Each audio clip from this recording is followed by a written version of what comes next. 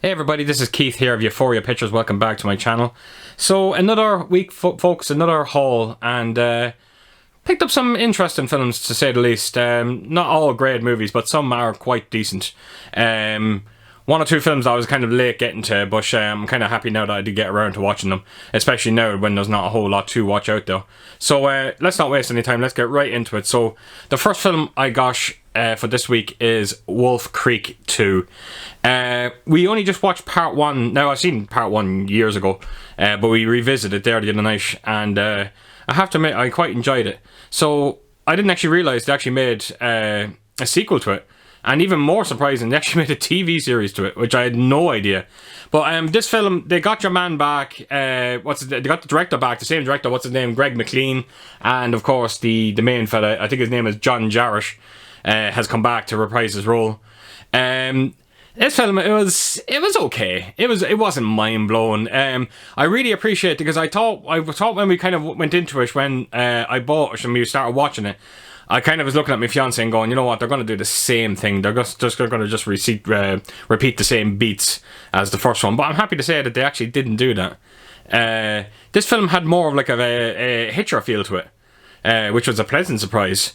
I just wasn't mad about its conclusion, but yeah, it's, you know what, it's not a bad way to pass an hour and a half. I have to admit, I am very happy that I did watch it, and I am definitely going to watch, get into the TV series as well to see what they've done with that. The only problem with when you watch these movies, you kind of know come the end of it, you know exactly what way they're going to go. So yeah, it can be just a bit of a kind of letdown where there's no kind of surprise to the end of it, but still a fun movie to watch, and I quite enjoyed it. It was decent enough. So up next we have the 4K Blu-ray of Assassin's Creed. This movie sucked. This movie was so boring. I actually bought it because oh sorry, back. Jeez, I'm even putting myself to sleep talking about it. No, I actually bought this because I am a huge fan of Michael Fassbender, and even what Brendan Gleeson's in it. Some talented cast, very talented cast. But oh my god, it was such an absolute borefest. Some video games just don't translate into films, and this is another example of it. It's just an odd movie. It was terrible. Had some decent action sequences in it, folks, but that's all it had for. But the one good thing about this release, I have to admit, is this transfer on the movie. The transfer is actually spectacular. Yeah, it's just so. It actually looks like a native 4K. It does. I don't think it's native 4K, but I tell you one thing, folks. It actually looks native. It's beautiful. The HDR colors are absolutely exquisite, and yeah, very impressed by the transfer. But unfortunately, no point having a good transfer when you have a terrible movie. I think there is the Dolby Atmos sound as well, and I think, as far as I remember, the sound was quite decent on it, but the film was terrible. So what's the point? Right, up next, a boyhood favourite of mine, Hook. We just watched this last night. It was great to revisit it again. I still love the film as much as I did when I think it was 10 when this film came out. Loved it. Dustin Hoffman, fantastic. Robin Williams, Julia Roberts, all stellar. And Bob Hopkins as well. Just a stellar cast. The transfer on this movie wasn't great. I thought it was okay. It was when you do watch the movie, the thing about Hook, yeah, I kind of knew, even when buying this movie, that I knew that I wasn't going to get, you know, a phenomenal looking 4K transfer, and it's because of the source material. I mean, when you actually watch Hook, it actually looks like it's all shot on stage. Yeah, so you're gonna have fake backgrounds, everything. So it was never gonna look the greatest. The transfer just looked a bit soft. The colors looked a bit hazy. A bit saturated at times as well. Any time a CGI scene, but it's understandable as well, it can't be helped, but every time a CGI scene did come out, particularly Tinkerbell, whenever Julia Roberts was on the screen, the picture went horribly soft. And yeah, especially when she's flying around, like when she's this little ball of light, it was actually terrible to look at. I'm not gonna lie, you can actually see that the colours are just completely, I don't know what the word for it is. It's just, they look very, very saturated to do. And yeah, I was let down by this transfer. But on the plus side, you get a Dolby Atmos soundtrack, and the Atmos is stunning. It's an absolute stunner remix on this. Oh my god, I was so surprised. So many scenes in this where the higher channels just get a good boost to do. Particularly with Peter Pan flying, when he learns how to fly in it. Some fantastic overheads used in that. But it's just a shame about the transfer. I was expecting so much more from it, and I didn't get it, unfortunately. Like that now, not to say that it's terrible. It's not terrible. It's better than the Blu-ray, but the Blu-ray wasn't all that great to get it from the get-go, so it's better, but I was expecting more, put it that way. So, yeah, please let me know what you think. I'm very curious to hear. Up next, a film I haven't actually watched yet, but it was this nice steelbook of Jumanji 2. Is it called The Next Level? This is now what you call scraping the bottom of the barrel. I'm still kind of even wondering why I even bought this movie. I didn't even like the first one. I don't know about you folks out there, and something's telling me I'm not alone on this, but The Rock, well, starting off, I don't think he's that great of an actor, to be honest. He makes okay movies, he makes good movies, but I've never watched a Rock movie where I turned around and went, my god, that was mind-blowing. He's just one of them actors. Just nothing ever blew me away by him. I'm just... Even now I'm just racking through I'm just going through my head of what films he was in, and yeah, they're not mind-blowing. I even feel that the Fast and Furious franchise has gotten a little worse since he's actually come into them. And that Hobbs and Shaw movie, I actually knocked it off after around a half an hour. I couldn't even watch it. So I bought this. It was a nice steelbook. I was quite cheap. It's 4K. I think I got it for around 15-16 euro. So I will knock it on. I just have to be in the right mood, but I'm not expecting a whole lot from it. So any kind of feedback you can give me on this film as well, is it worth my time? Please let me know. Right, so that was Jumanji. So up next, we actually got this quite a nice steelbook of Greenland. Now I bought this. Now I probably mightn't have bought this steelbook if I actually knew. I didn't actually realize there was a 4K edition of this out. I think it was someone done a review on it, an unboxing. I think it was James. James at the movies. I can't think of his channel's name, and I'm sorry for that. I think his name is James anyway. But he done an unboxing and he showed a 4K release on this, and I didn't actually know it was out though. I didn't know there was a 4K transfer, 4K release. Sorry. So by the time James put that video up, I actually already had this ordered. So it's a Blu-ray. I have to admit, folks, this film really surprised me. This is up there with one of the best disaster films I've ever seen. I really mean it.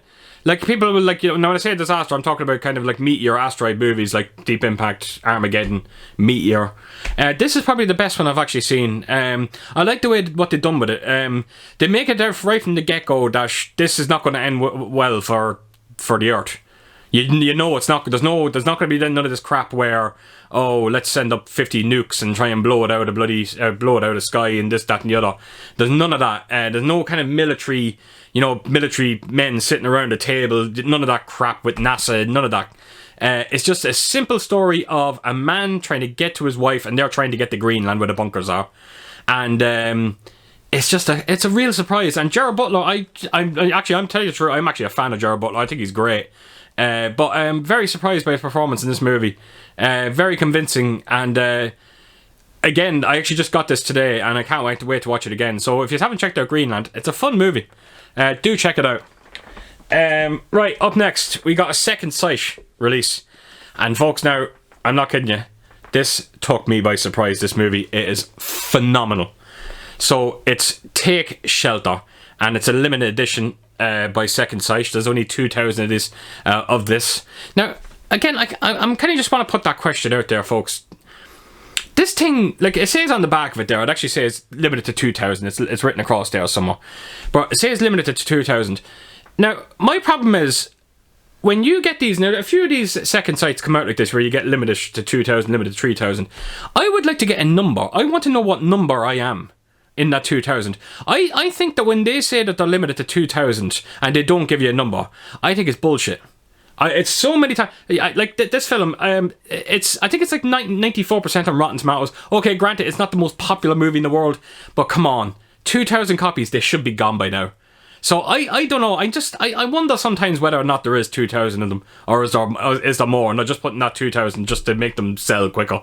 But anyway, the film itself. Oh my god, this film was very surprising. So anyone that doesn't actually know what the film is, it's what's his name? Where are you? Michael Shannon.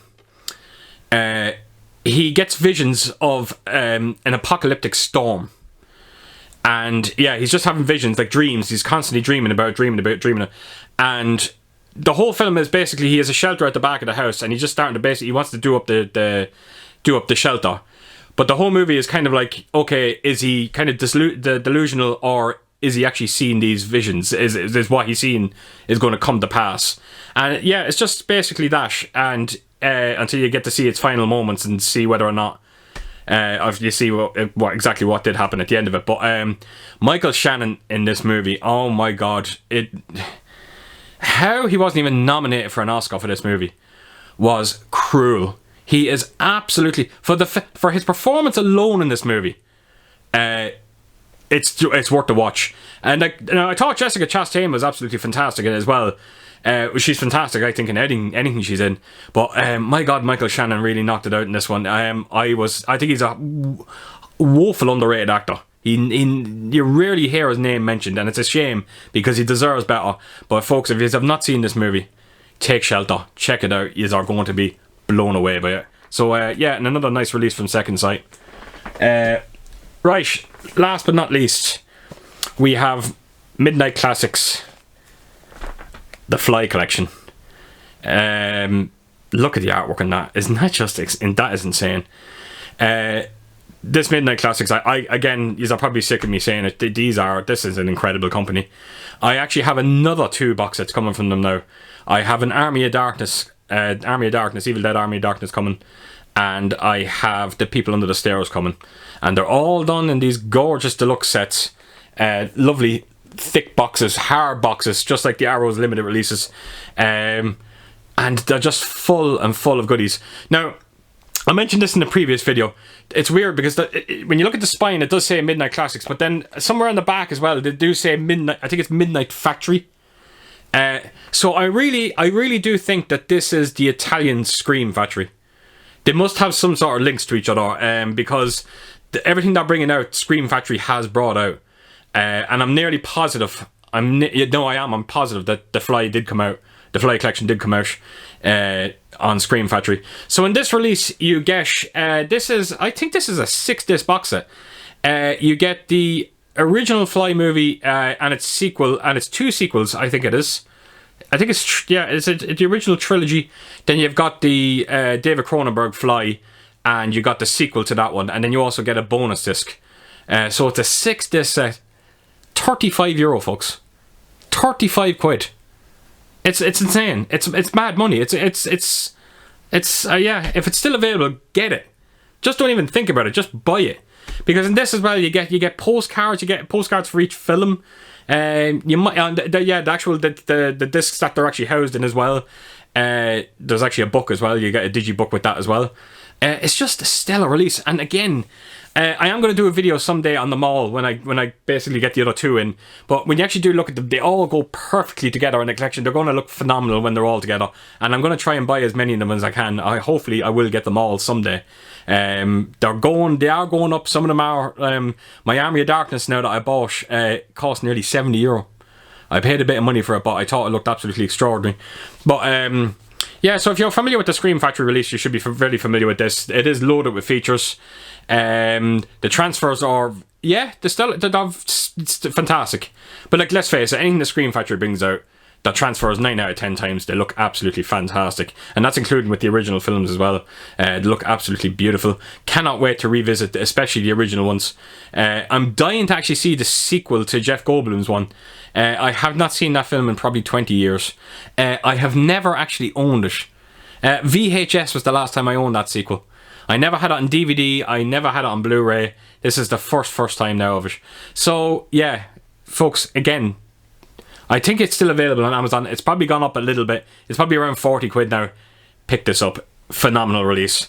So that is it, folks. That is my weekly pickups. It has been a good week this week. And like I said, I'm hoping to get the next 2 Scream Factories hopefully in the next week or 2, and cannot wait to show off them, and particularly Army of Darkness, because it absolutely looks like a stellar release. So that's it, folks. That's everything. So as per usual, if you did like this video, please do give us a thumbs up, and please do leave a comment and let me know what you think of my purchases. And I hope to see you all again real soon in my next video. So take care, folks out there. Stay safe. Bye bye.